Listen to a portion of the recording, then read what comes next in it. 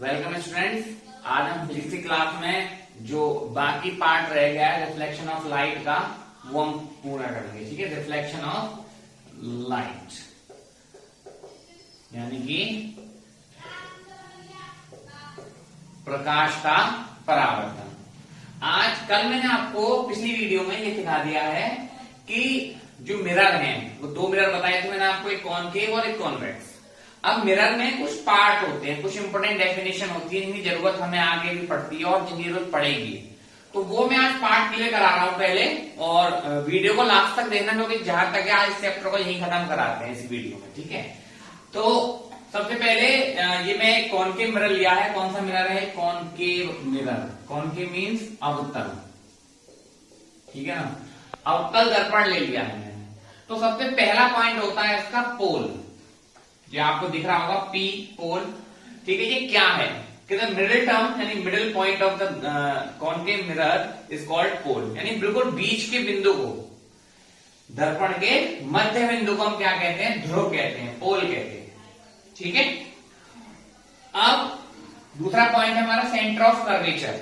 Centre of curvature यानी कि जिस गोले से, मैंने बताया था कि ये कौन से मिरर कहलाते हैं? स्फेरिकल मिरर कहलाते हैं। और स्फेरिकल मिरर किससे काटे जाते हैं? गोले से काटे जाते हैं। जिस गोले से ये मिरर काटा गया है उसके सेंटर को, उसके सेंटर, जैसे कि अभी मान लो मैं इसको पूरा गोला करूं ऐसे, तो सर्कल बनेगा। सर्कल बनेगा तो उसका कोई ना कोई एक सेंटर होगा। वो सेंटर ही क्या कहलाता है? सेंटर ऑफ कर्वेचर यानी कि वक्रता केंद्र। और ये आपको पता होगा कि वक्रता केंद्र यानी केंद्र से परिधि तक की दूरी है ना, ये पता होगा इसको। नहीं, यहाँ पे हम कुछ और भाषा में बोलेंगे कि सेंटर से पोल तक की जो डिस्टेंस होगी उसको कहते हैं वक्रता त्रिज्या। ठीक है, रेडियस ऑफ कर्वेचर यानी कि आर, कैपिटल आर। क्लियर? अब अगला पॉइंट है हमारा प्रिंसिपल एक्सिस, कि जो लाइन, वह रेखा, यानी जो लाइन पी और सी को मिला दे, जो लाइन सी और पी को मिला दे, यानी कि सी और पी को मिलाने वाली रेखा प्रिंसिपल एक्सिस यानी कि मुख्य अक्ष कहलाती है। एक और इसके बाद फोकस। फोकस क्या होता है? बहुत इंपॉर्टेंट है, इस पे बहुत सारे क्वेश्चंस होते हैं कि फोकस क्या होता है। फोकस के लिए समझ लीजिए कि यदि मुख्य अक्ष के समांतर आने वाली किरणें परावर्तन के पश्चात जिस बिंदु से होकर जाती हैं वह बिंदु फोकस कहलाता है। ये ध्यान रखना, ये जो मैंने डेफिनेशन बोली है वो अवतल पे काम करती है। उत्तल पे होता तो क्या काम करता? वैसे तो उत्तल के लिए बाकी सारी चीजें सेम है, बस उत्तल के लिए क्या होता कि समांतर आने वाली किरणें जो है ना, समांतर आने वाली किरणें किसी एक बिंदु से आती हुई प्रतीत होती हैं। यहाँ शब्द बोला मैंने एक बिंदु से जाती हुई प्रतीत होती है, वहां शब्द एक बिंदु से आती हुई प्रतीत होती है। तो वह बिंदु क्या कहलाएगा? फोकस कहलाएगा। फोकस से पी तक की दूरी क्या कहलाएगी? फोकस दूरी यानी कि एफ, फोकल लेंथ। और देखने सकते हैं आप पी और सी के बिल्कुल बीच में होता है एफ, यानी कि एफ इक्वल फॉर्मूला होता है R/2। ठीक है, अब मैं आपको और इंपोर्टेंट चीजें बताने जा रहा हूं। देखिए, अब मैं आपको सिखाने जा रहा हूं साइन कन्वेंशन यानी कि चिन्ह परिपाटी। क्योंकि जब हम फिजिक्स में यानी कि लाइट में जब न्यूमेरिकल्स निकालते हैं तो चिन्ह का यानी कि साइन का बहुत बड़ा रोल होता है कि वो प्लस होगा या माइनस होगा। ठीक है, अब यहाँ एक बार में समझ लेंगे कि कौन सी चीजें प्लस की होती है, कौन सी चीजें माइनस की होती है। आपने छोटी क्लासों में संख्या रेखा पढ़ी होगी, नंबर लाइन, जिसके बीच में 0 होता था और राइट हैंड पे सारे पॉजिटिव होते थे, ध्यान होगा आपको, और लेफ्ट हैंड में सारे नेगेटिव होते थे, ध्यान होगा। बिल्कुल सेम पोजीशन यहां होती है कि कोई भी मिरर, लेंस, कुछ भी हो, मैं इस दोनों चीज सिखा रहा हूं, लेंस के लिए भी सिखा रहा हूं, मिरर के लिए भी, कि जिस लेंस से मिरर की बात कर रहे हैं उसको हम 0 पे मानते हैं। किस पे मानते हैं? 0 पे। जैसे मैंने यहाँ पे एक मिरर बना लिया, ये कॉनकेव मिरर बना लिया, तो अब मिरर का देखने वाला हिस्सा किस तरफ है? इस तरफ। यानी कोई भी चीज यानी वस्तु हम जब रखेंगे तो कहां रखेंगे? जरा बताओ मुझे। इधर रखेंगे। ठीक है, तो ये लेफ्ट साइड हुई। जब इमेज बनेगी तो वो भी किधर बनती है? लेफ्ट साइड में।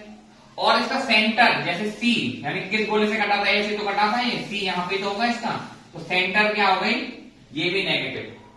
यानी कहने के बाद ये है कि हमारे पास तीन चीजें होती हैं, एक होता है यू, एक होता है वी, और एक होता है आर, और एक होता है एफ।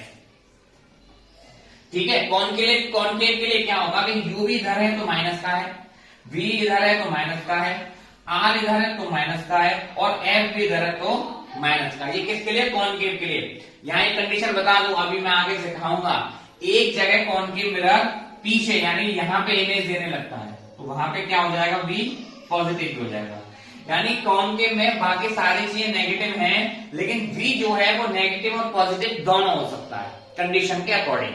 अब मैं बात करने जा रहा हूं कौन सा लेंस, कौन सा मिरर? ये कौन सा है? Convex mirror. कॉन्वेक्स मिरर का देखें तो ये वाला हिस्सा देखने वाला है, यानी इधर से देखेंगे हम तो कोई भी चीज वस्तु यानी कोई भी वस्तु हम कहां रखेंगे? यहां रखेंगे इस तरफ। एक उससे पहले एक चीज और क्लियर करा दूं, यू क्या है, वी क्या है और आर क्या है। आर और एफ में आपको समझा चुका हूं पहले। आर और एफ को मैं आपको समझा चुका था अभी कि आर क्या था? रेडियस थी और एफ क्या थी? फोकल लेंथ थी। यू और वी के बारे में समझ लीजिए। यू क्या है? द डिस्टेंस बिटवीन पोल यहां होता है हमारा, एंड ऑब्जेक्ट। ठीक है, ये यू है, यानी यहां से लेके यहां तक की डिस्टेंस कहलाती है यू। और इमेज क्या होगी? इमेज होगी यहां पे। जैसे मान लो इमेज यहां बनती है मेरी, तो यहां से लेके यहां तक की डिस्टेंस होगी, मान लो ये आई मेरी इमेज है, तो यहां तक की डिस्टेंस वी जो होगी वो होती है वी जो होती है distance between pole and image. ठीक है, मैं समझा पाया होगा कि कॉनकेव में U नेगेटिव होता है, V नेगेटिव और पॉजिटिव होता है, R नेगेटिव होता है और F भी नेगेटिव होता है। अब हम बात कर रहे हैं कॉन्वेक्स की, यानी कि उत्तल दर्पण की। उत्तल दर्पण में अब मैं थोड़ा सा इसे क्लियर करता हूं। कॉन्वेक्स मिरर ये मैंने बना दिया आपका कॉन्वेक्स यानी उत्तल दर्पण। ठीक है ना, मैं हिंदी इंग्लिश दोनों में पढ़ा रहा हूं आपको, तो ध्यान से सीखना है। अब कॉन्वेक्स मिरर में क्या हो रहा है कि हम चेहरा किधर से देखेंगे? इधर से देखेंगे।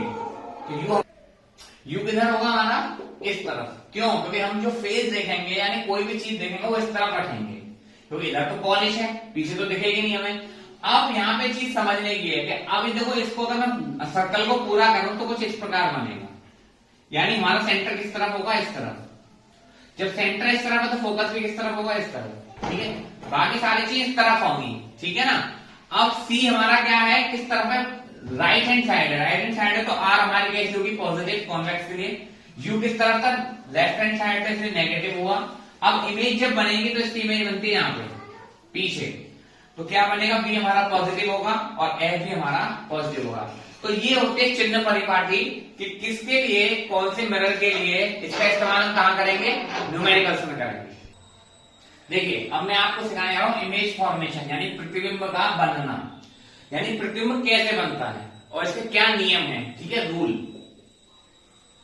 अब रूल सीखने के लिए सबसे पहले ये सीखना पड़ेगा कि इमेज क्या होती है। आखिर ये जो हम बात कर रहे हैं प्रतिबिंब की, है शब्द क्या?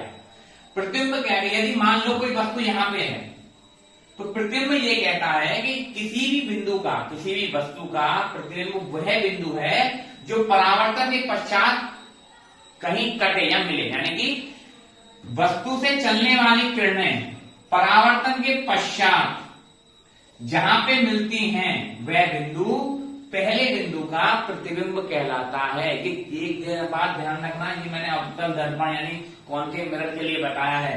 ठीक है ना। या अब एक उत्तल के लिए क्या होगा कि वस्तु से चलने वाली किरणें परावर्तन के पश्चात किसी बिंदु से आती हुई प्रतीत हो। ठीक है ना, तो वह बिंदु पहले बिंदु का प्रतिबिंब कहलाता है। प्रतिबिंब होता है दो प्रकार के, एक वास्तविक और एक होता है आभासी। वास्तविक यानी कि रियल और आभासी यानी इमेजनरी। ठीक है, वास्तविक यानी जिस बिंदु पर मिले, ठीक है, और आभासी जिस बिंदु से आती हुई यानी कि जिस बिंदु पर मिलती हुई प्रतीत हो। तो समझ में आएगा, अगर मिले रियल में मिले तो वास्तविक और मिलती हुई प्रतीत हो तो आभासी। ये होती है इमेज। अब इसके नियम क्या है? हमारे पास केवल एक दो पॉइंट हैं, उनको मैं क्लियर करता हूं। देखिए, हमारे पास 4 पॉइंट हैं, एक P है, एक F है, एक C है और एक इनफाइनाइट है। P, F और C के बारे में बता चुका हूं। इनफाइनाइट यानी कोई एक ऐसी पॉइंट जहां तक हम नहीं पहुंच पा रहे हैं।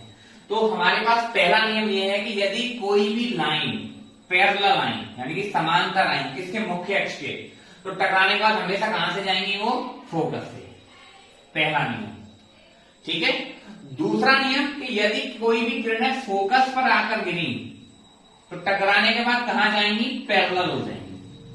क्लियर हो गया? पहला ये पैरेलल आई तो फोकस से जाएंगी, और दूसरा है फोकस से गई तो पैरेलल हो जाएंगी। पैरेलल मीन समांतर। तीसरा पॉइंट है कि यदि कोई भी किरणें इस सी से यानी वक्रता केंद्र से टकरा के आई, टकराते हुए गई, तो जिस तरफ गई हैं उसी तरफ वापस लौट जाएंगी। दोबारा समझाता हूं, पैरेलल आई समांतर आई तो फोकस से जाएंगी, फोकस से होकर गई तो समांतर हो जाएंगी, और अगर वक्रता केंद्र से होकर गई तो वापस वक्रता केंद्र पर ही वापस जाती हुई चली जाएंगी। ठीक है, ये 3 नियम है और 3 नियम काम करेंगे। अब हम बात करेंगे कि अवतल दर्पण के प्रतिबिंब कैसे बनते हैं और उत्तल दर्पण के प्रतिबिंब कैसे बनते हैं।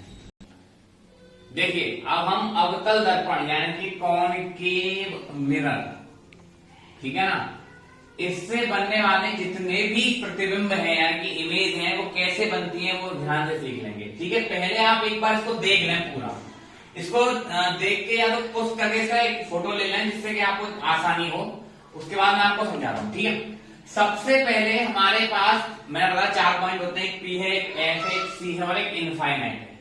एक दिमाग में ये थिंकिंग बना लीजिए कि ये 4 पॉइंट एक दूसरे से बिल्कुल बराबर बराबर है, बिल्कुल बराबर बराबर। ठीक है, अब हम दर्पण में क्या होता है कि जितना हम आगे बढ़ते हैं इमेज भी उतनी ही हमसे आगे बढ़ती है। बिल्कुल ये कॉन्सेप्ट ध्यान रखना है। ठीक है, ये ध्यान रखना है। वैसे केवल प्लेन मिरर के लिए काम करता है, लेकिन ये यहाँ पे भी हम इसको थोड़ा सा मान के चल रहे हैं। सबसे पहले हम इनफाइनाइट यानी कि ऑब्जेक्ट हमारा कहां पे, इनफाइनाइट पे।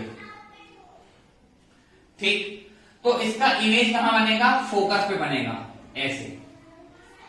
इनफाइनाइट यानी बहुत दूर चीज है, और जब बहुत दूर चीज होती है तो उसको वो हमें कैसे दिखाई देती है, बहुत छोटी, वेरी स्मॉल। कैसे दिखाई देगी, रियल और इन्वर्टेड यानी कि वास्तविक और उल्टी, और बहुत छोटी। हिंदी इंग्लिश दोनों समझ लीजिए। ठीक है, सबसे पहला पॉइंट था एट इनफाइनाइट यानी अनंत पे, यहां इसको बोलते हैं अनंत। अनंत में है तो कहां बनेगी, फोकस पे बनेगी, वास्तविक बनेगी, उल्टी बनेगी और बहुत छोटी बनेगी।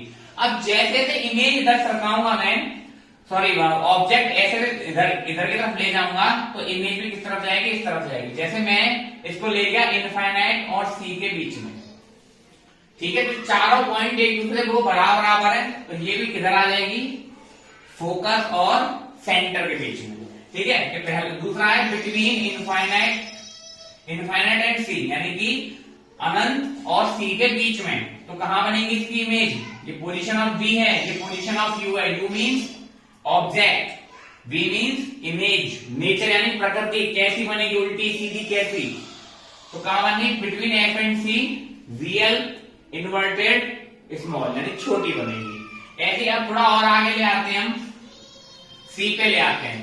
कहां आ गए हम, सी पे आ गए, तो कहां बनेगी, अब सी पर ही बनेगी, क्योंकि ये थोड़ा सा और जितना ये आगे हो रहा है उतना ही ये आगे होगा। ठीक है ना, बराबर बनेगी, क्योंकि जहां है वहीं पर बन रही है। ठीक है, अब हम लेंगे बिटवीन सी एंड एफ यानी यहां पे ले आएंगे, कहां बनेगी, बिटवीन सी एंड इनफाइनाइट। ठीक है, कैसी बनेगी, बड़ी बनेगी, क्योंकि अब पास आ गई ना हमारे। अब कहां ले आए, एट एफ यानी इन फोकस पे ले आए, तो कहां जाके बनेगी, इनफाइनाइट पे, यहां जाके बनेगी। कैसी बनेगी, बहुत बड़ी बनेगी, और हर बार क्या बनेगी, रियल और इन्वर्टेड यानी वास्तविक और उल्टी। अब एक पोजीशन और है जिसके बारे में मैंने पहले चर्चा की थी जब मैंने आपको चिन्ह परिपाटी सिखाई थी, कि अगर एफ और पी के बीच में आ जाए कोई ऑब्जेक्ट यानी बहुत पास आ जाए, इतना पास आ जाए कि हम उसको देख ना पाए बिल्कुल, तो कहां बनेगी वे, बिहाइंड द मिरर यानी यहां पे। ठीक है, पीछे बनेगी, बिटवीन एफ एंड पी पे होगी तो बिहाइंड द मिरर यानी दर्पण के पीछे बनेगी। जब दर्पण के कोई चीज पीछे बनेगी तो कैसी बनेगी, इमेजिनरी और इरेक्ट यानी आभासी और सीधी, और कैसी बनेगी, छोटी बनेगी। ठीक है, ये कॉन्सेप्ट रहा कॉनकेव मिरर का। प्रत्येक पोजीशन का आपकी बुक में फिगर दे रखा है, चाहे वो 10th हो चाहे वो 12th हो। और 10th और 12th दोनों को बता दूं, एक इस चैप्टर से यदि कोई इंपोर्टेंट चीज है आने वाली तो वो ये है, क्योंकि एक नंबर में मल्टीपल चॉइस में या वेरी शॉर्ट में पूछ लिया जाता है क्या नंबर है। जितना ही मैंने अभी तक पढ़ाया है वो मैंने आपको केवल समझाई है सारी चीजें, आपको उनकी डेफिनेशन फिगर सहित बुक नोटबुक पे नोट करनी है। ठीक है, ये रही कॉनकेव मिरर की बात। अब हम बात करने जा रहे हैं कॉन्वेक्स मिरर की। ठीक है, देखिए कॉन्वेक्स मिरर की बात करेंगे। कॉन्वेक्स मिरर में केवल दो ही पोजीशन होती है। पहली पोजीशन ये है कि यदि वो इनफाइनाइट पे है, यदि वो यहाँ पे, ठीक है, तो कहां बनेगा? यहां बनेगा, एक्स पे। कैसा बनेगा? आभासी, सीधा और छोटा, इमेजनरी, इरेक्ट एंड स्मॉल। ठीक है, और इसके अलावा वो कहीं भी हुआ, कहीं भी, ये पूरी जगह में कहीं भी हुआ, at any place in the front of mirror, यानी कि दर्पण के किसी भी स्थान पर, यानी बिटवीन इनफाइनाइट एंड पी। तो कहां बनेगा? हमेशा यही बनेगा।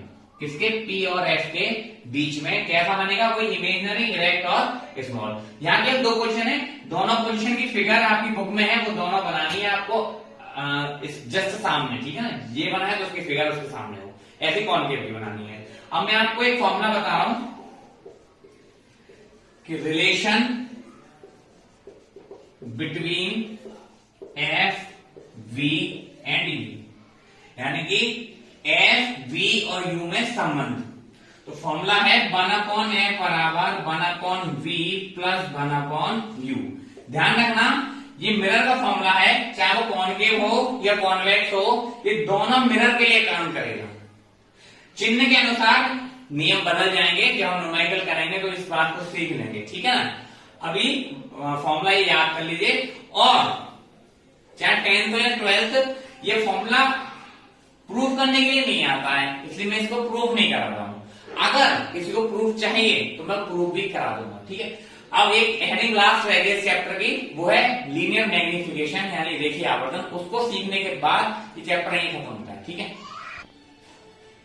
देखिए linear magnification, linear magnification Hindi में कहते हैं रेखीय आवर्धन। इसको साफ समझ में आ रहा है? मैग्निफिकेशन यानी एम, तो इसको रिप्रेजेंट करते हैं एम से।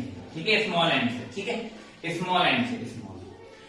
क्या है इसकी डेफिनेशन? थोड़ा इसको एक बात में चर्चा करें, हिंदी में बताएगा पहले कि वस्तु की ऊंचाई, सॉरी प्रतिबिंब की ऊंचाई तथा वस्तु की ऊंचाई के अनुपात को, प्रतिबिंब की ऊंचाई तथा वस्तु की ऊंचाई के अनुपात को रेखीय आवर्धन कहते हैं। इसको इंग्लिश में समझना, ratio of the ratio of height of image and height of object is called linear magnification. Clear? अब किसी किसी बुक में एच डैश और एच भी दे रखा है। ठीक है, बुक में कुछ भी मान लेते हैं। मैंने आई और ओ माना है। आई माना है क्या? Height of image. ठीक है, और ओ माना है हाइट ऑफ ऑब्जेक्ट। ठीक है, थोड़ा सा और इसको अगर हम आगे बढ़ाएं तो एन इक्वल होता है आई अपॉन ओ बराबर माइनस के वी अपॉन यू। ठीक है, ये चैप्टर यहां पे खत्म होता है। न्यूमेरिकल आप अपनी बुक से अगर कर सकें, क्योंकि मेरे पास जो बुक है हो सकता है आपके पास ना हो, तो बुक मुझे आप जो भी न्यूमेरिकल बोला है तो ठीक है, नहीं तो मैं एक दो कॉन्सेप्ट है न्यूमेरिकल को करा के आपसे मैं न्यूमेरिकल से मिलता हूं। इस वीडियो को पूरा देखें, शेयर करें जो उनके पास नहीं पहुंची है, एंड थैंक्स फॉर वॉचिंग।